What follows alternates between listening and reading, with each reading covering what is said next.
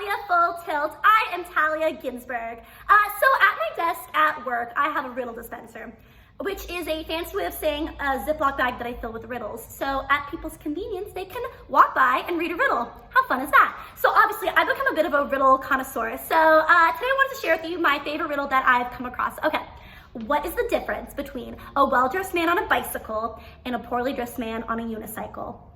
I'll say it again. What is the difference between a well-dressed man on a bicycle and a poorly dressed man on a unicycle? 3, 2, 1, attire. As in A-T-T-I-R-E.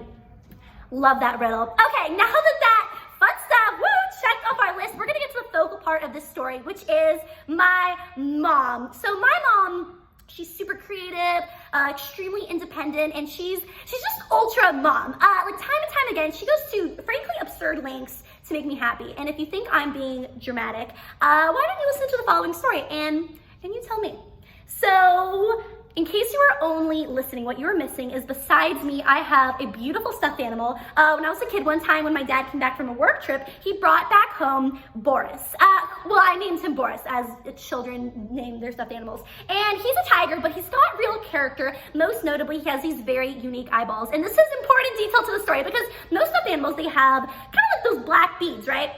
Okay, so another important detail to the story is I have 2 dogs, Flint and Echo. They're the cutest dogs in the world, and the story actually takes place pre-Echo's existence, really early on into us adopting Flint. So he was a little puppy, still chewing phase on everything, and one day he chewed one of the eyeballs off of Boris, and I was devastated. I really was. But my mom, solutions driven.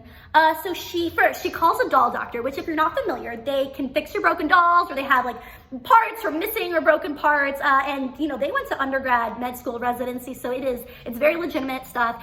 So she called a doll doctor, and unfortunately there was no match.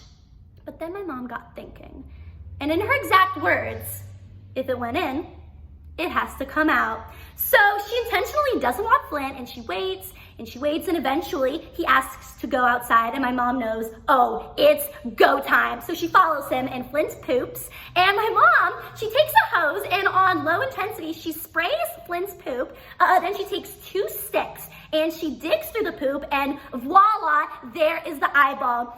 So she takes the eyeball, with gloves, by the way, because my mom has boundaries. If she's gonna be rifling through poop, it's gonna be with sticks and it's gonna be with a glove. Thank you very much.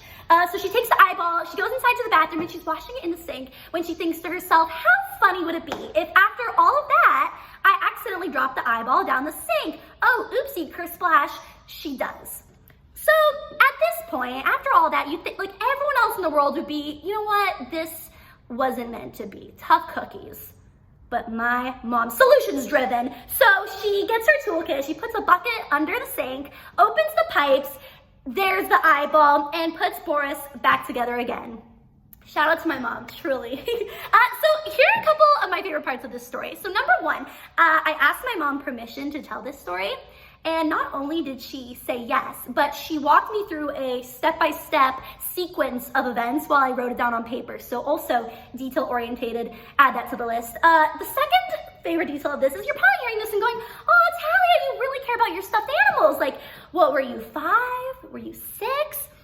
I was fully 13 years old when this happened. And I know this because somewhere halfway through middle school, I'd switched schools to this very big public school. And you know, that's kind of the age where kids are very insecure, so there's kind of high conformity. And with all the love towards my past younger self, I was such a weird kid. I remember my first week at that new school, I wore a top hat that I covered in buttons. So, you know, really flying under the radar. But in my English class, I wrote about this and I read it aloud to everyone. So I was proud, I really was. I will say, like growing up as an eccentric kid, I mean, there's so many things I'm grateful to my parents too, but definitely because I wasn't exactly like rolling in friends, but they always fully supported whatever artistic endeavor or like weird project I was working on. Not only that, but I think something really great they did, which my brother and I are super close, and I think a big reason for that is they supported both of us despite our differences.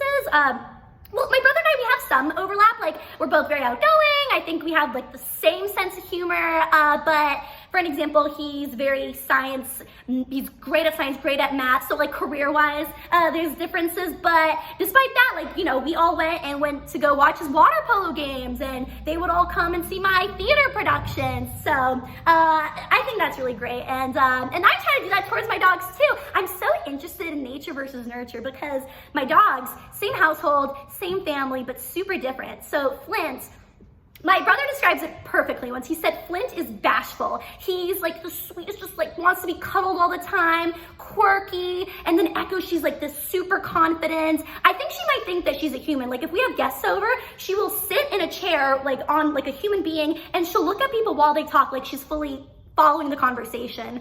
I love them both so much. I love my family. Yeah, you know what? Here's a fun dog fact. So when I was in college, I took a science class called Animal Behavior, and we watched some video about dogs where they played for humans. So they were just listening to headphones. I like to say human, like I'm not a human, those are earthlings.